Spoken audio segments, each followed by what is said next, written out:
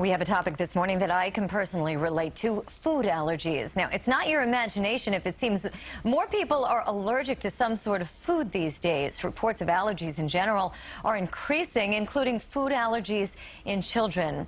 Cybele Pascal is the mother of 2 children and the author of the Whole Foods Allergy Cookbook.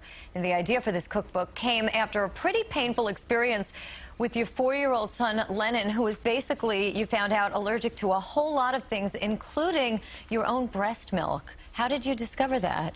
He was actually not allergic to my breast milk. He was allergic to the foods that I was eating that were passing through the breast milk. So he was having an allergic reaction to the dairy I was eating, to the soy I was eating. And what was the reaction? Starting at around 2 months old, my son Lennon started having hives and eczema, rashes, reflux, projectile vomiting, bloody diarrhea. I mean, you name it, he had it. And it wasn't just one food. Usually you're able to narrow it down to something like, I'm allergic to fish, all fish actually. But in his case, he's allergic to many things. Well, he was allergic to dairy and soy. He has since outgrown his soy allergy. But when you have a child who has food allergies, you're often advised by your allergist and by the American Academy of Pediatrics to keep that child away from other major allergenic foods. So he couldn't eat peanuts, tree nuts, fish, shellfish, eggs, and then the dairy and soy he was allergic to. And those are the most common food allergies. It's not common, though, that people would be allergic to many of them, is it? Well, you're seeing more and more children these days who have at least 3 allergies. Really? You know, when they have one, they're going to likely have more. They have an allergic predisposition, and so they'll have an egg, a soy, and a wheat, and potentially a dairy allergy. So I'm seeing many kids who have multiple food allergies. Let's talk about the cookbook. So you decided as a parent, it must have been very difficult for you to have to cut out so many food groups. So you decided to write a cookbook. How difficult is it to make food appealing for children when you're avoiding so many of the things that they normally eat? Well, I was lucky in that I have a cooking background. I was raised cooking with wonderful chefs in my house, and then I cooked for a living for many years. So I had that on my side.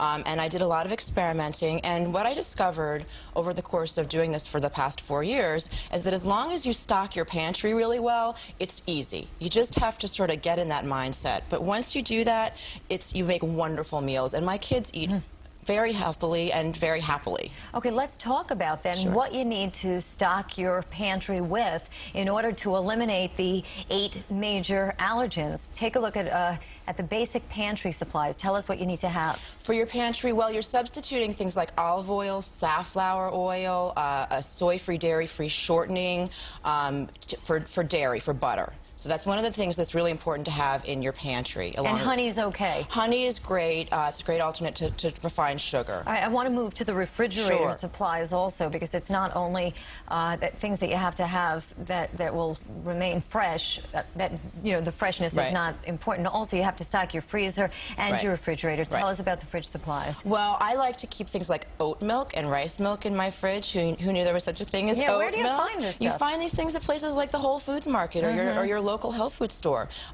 or request it at your supermarket. Okay, and if we can move on to the freezer supplies.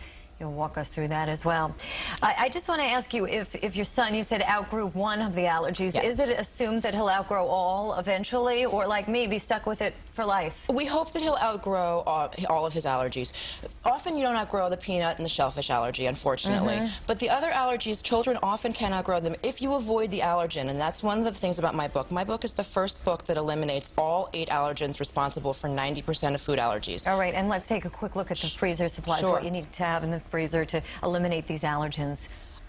Things to have in the freezer, things like corn tortillas and brown rice tortillas are great to have in place of wheat bread if you want to make sandwiches with them. Organic meats, organic poultry, frozen fruits and vegetables, things like that you're cooking with. Okay, and you say your son now is how old? He's 4. And do you think he's missing out on anything? I think he is a happy eater. I don't think he's missing out on anything. Sounds to me, not the way you cook, it sounds that he is doing just fine. I make him triple chocolate cupcakes for his Valentine's Day party at school. He's eating well. All right. Thank you so much, Cybele Pascal. Thanks for joining us this morning.